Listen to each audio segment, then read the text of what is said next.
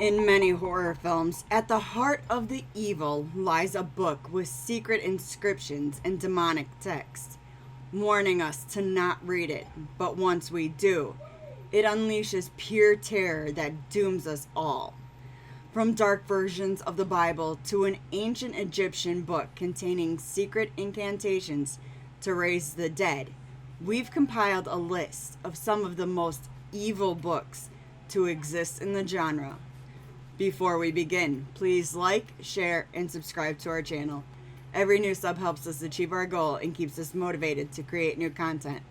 With that being said, I'm your host, Jamie, and here are 10 evil books in horror. Number 1, The Necronomicon. Evil Dead is one of the most acclaimed horror franchises, boasting striking visuals, unhinged camera work, twisted humor, and over-the-top brutal deaths. In 1981, Sam Raimi gave the world the original Cabin in the Woods film, Evil Dead. The film sees 5 college students vacation at a rather rustic cabin in the woods. In it, they find the Naturum Demonato, or the Necronomicon, as well as a tape recorder of an archaeologist reading incantations. That's when things start to go haywire. Evil Dead introduces us to Ash Williams in his most reserved stages on his way to becoming the horror icon we know. His sister Cheryl gets possessed after being assaulted by the forest itself. If you know, you know. This is all because of the Necronomicon, which becomes a staple character itself throughout the series. It's so influential, it even shows up in Jason Goes to Hell, in Mrs. Voorhees' home. The implication is Jason Voorhees is a Deadite. This was also to set up a possible Ash vs. Jason, which became a comic instead. But you can watch the original Evil Dead on AMC Plus, Philo, Sling, Prime, Google Play, and Fandango. Number 2, Sutter Kane's Hobbs End Books. Sutter Kane is a novelist in John Carpenter's 1994 cult film In the Mouth of Madness. Kane is played by Jørgen Prochnow and is said to be inspired by prolific and influential authors of horror, mainly Stephen King and H.P. Lovecraft. The title itself is a reference to Lovecraft's 1936 novel, At the Mountain of Madness. In the Mouth of Madness, insurance investigator John Trent, played by Sam Neill, who had at the time recently shot to superstardom thanks to his famed role of Dr. Alan Grant in Jurassic Park, is investigating a claim by Sutter Kane's publisher on his disappearance. John is led to a town called Hobbs End, New Hampshire, which he thought was just a fictional town from Kane's novels. The town definitely feels like King's Castle Rock or even Derry from It. All the people who read Sutter Kane's novels develop some kind of psychosis. They hallucinate, and fantasy and reality become indistinguishable. This means Kane's powers have some resemblance to Pennywise's and even Freddy Krueger's. It also appears what Sutter Kane writes comes to life. Although by the end of the film, it's revealed he is more of a conduit for these monsters in the film. The fact that the books Kane writes can possess this kind of evil demonstrates the threat they pose. And you can catch In the Mouth of Madness over on Google Play, Fandango, and Prime. Number 3, The Book of Amun-Ra. Stephen Sommers' glorious reimagining of Boris Karloff-led classic 1932 horror film, The Mummy, was released in 1999 and became a box office hit, as well as a millennial favorite. The film thrilled audiences and delighted critics who found it to be visually rousing popcorn entertainment. 1999's The Mummy was the 90s answer to Indiana Jones, and it mostly succeeded in that. The film was led by Academy Award-winning actor and king of likability, Brendan Fraser. He was perfectly cast as a charismatic action hero, Rick O'Connell. The Mummy was also a breakout role for the fantastic award-winning actress Rachel Weisz, who plays lead actress Evelyn. Rick is a treasure seeker, Evelyn or Evie is a librarian, and they deliver memorable performances and sizzle with on screen chemistry. The supporting cast is exceptional too, consisting of a lot of character actors who really shine. This includes John Hannah, Evie's mischievous brother, Oded Fehr, the leader of the Magi, and Arnold Vosloo as Imhotep himself. In The Mummy, Imhotep is brought back from the dead by reading from the Book of Amun-Ra. It's also used by Imhotep to summon an undead army. The Book of Amun-Ra was originally used to curse Imhotep in the first place. If anything, our list proves Evie wrong, as she said in a bit of dramatic irony, "No harm ever came from reading a book." And you can catch the adventure on Tubi, Sling, Philo, AMC Plus, Prime, Google Play, and Fandango. Number 4, Mr. Babadook. Jennifer Kent's 2014 psychological horror film, The Babadook, has had quite the influence over the last decade, as it was one of the early films to kick off the resurgence in what has been now dubbed elevated horror. The film involves a grieving mother, Amelia Vanek, played poignantly by Essie Davis. Amelia has tragically lost her husband, and now she has to take care of her troubled young son who doesn't quite know how to cope with his father's loss.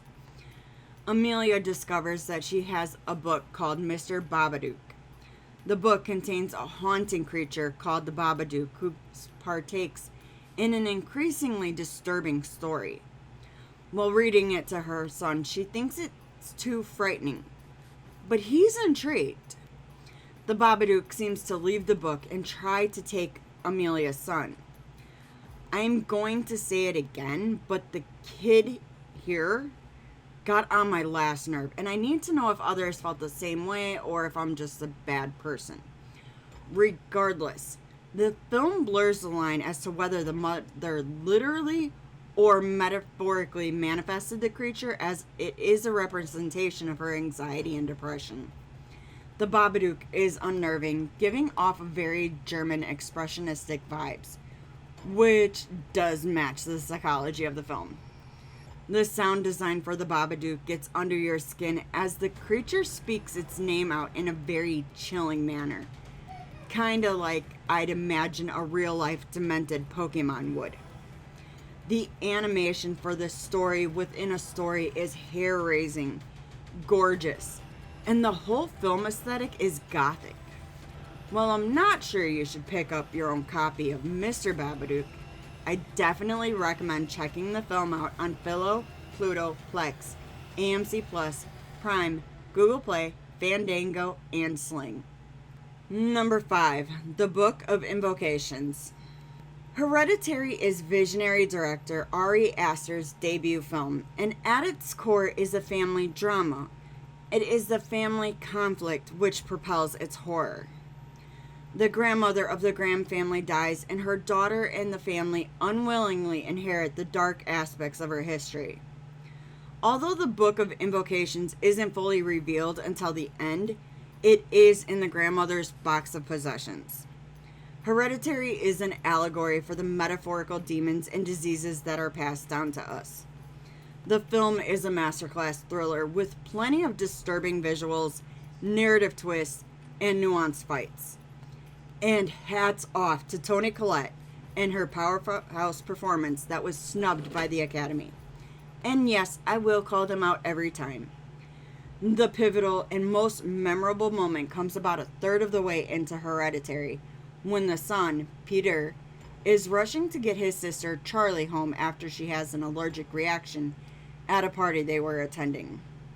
She is sticking her head out of the window at one point, and in a split-second shocking moment, her head is severed by a pole.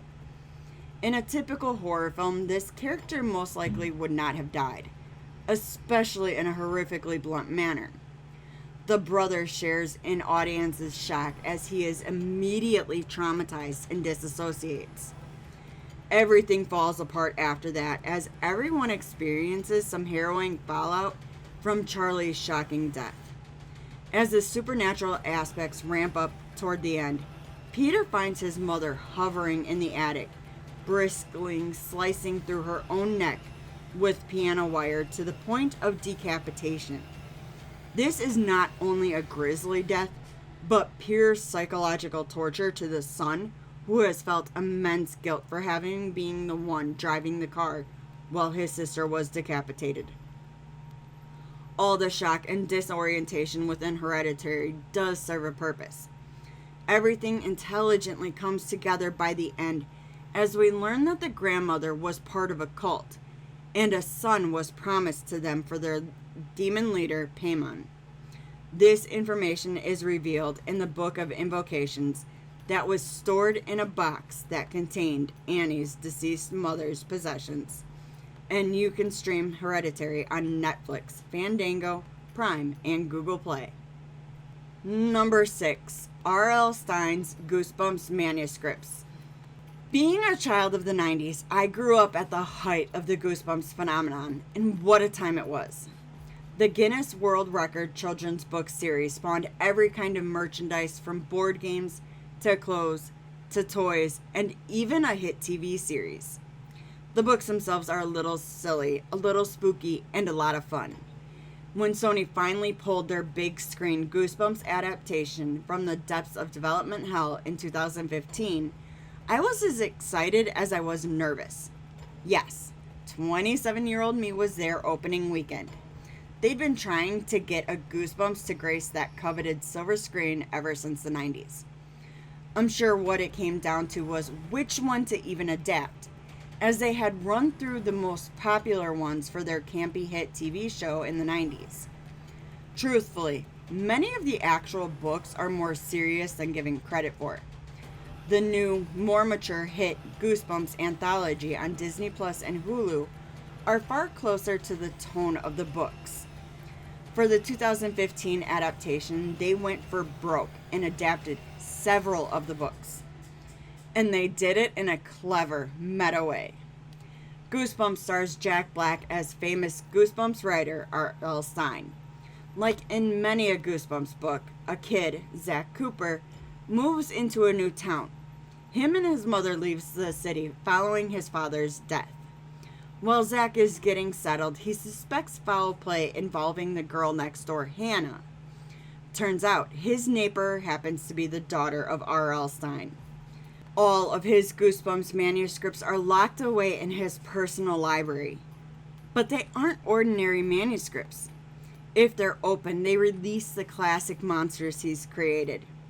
For fans, it means we get to see dozens of classic R.L. Stine characters come to life on the big screen, including the infamous living dummy, Slappy, who's also voiced by Jack Black, which serves as a clever narrative purpose. But also, the abominable snowman, the evil lawn gnomes, and even that silly little vampire poodle. The Goosebumps film could easily be one of Stine's beloved stories, and you can stream it on Prime, Google Play, and Fandango. Number 7. The Manual of Witchcraft and Alchemy. Hocus Pocus may give many a millennial goose pimples and warm feelings, but inside this 1993 kids' classic Halloween romp are some very dark elements. Although the tone is kept light and adventurous, the trio of witches, known as the Sanderson sisters, are trying to eat the town's children. They also possess a spell book, the Manual of Witchcraft and Alchemy, which is bound in human flesh and penned in blood. Is it too late for a legitimate, gritty reimagining of Hocus Pocus? Except less blood and honey and more scary stories to tell in the dark? Regardless, Hocus Pocus follows Max Dennison and his younger sister Danny, who have recently moved to Salem from LA with their family. On Halloween, Max reluctantly takes his sister trick-or-treating. They meet up with Allison, a girl from school that Max also happens to have a crush on. They visit the old Sanderson sisters' cottage, which contains the evil spell book, only to inadvertently bring the Sanderson sisters back. Winnie, Sarah, and Mary Sanderson are portrayed by Bette Midler, Sarah Jessica Parker and Kathy Najimy, respectively, and they definitely deliver serious silver screen magic. Their on-screen charisma is more than just commendable. It's, dare I say, enchanting. And the Sanderson sisters wreak havoc with their spellbook by raising the dead and even putting the townspeople under a trance through song. So get under its spell and stream Hocus Pocus on Disney Plus, Prime, Google Play, and Fandango. Number 8, The Book of Eban. The Beyond is an English-language Italian horror film released in 1981 and was directed and co-written by giallo filmmaker Lucio Fulci. Lead actress Caterina, or Catherine McCall, has collaborated with Fulci for several films, including his Gates of Hell trilogy.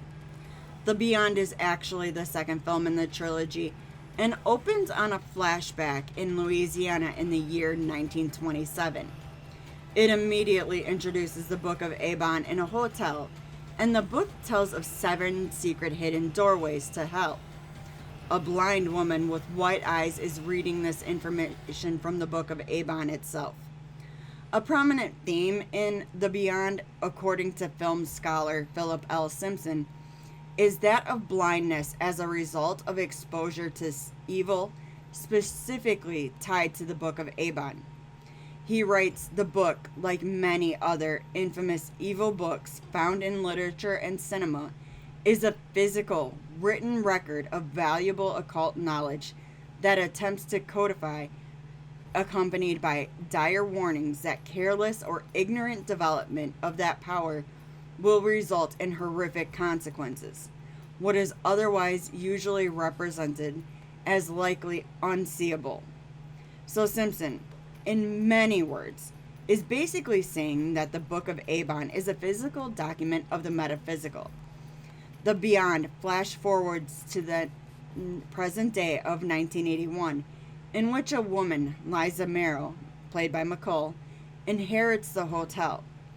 Little does she know it's one of the doorways to hell. The woman with white eyes from the intro also appears in the hotel, not having aged a day.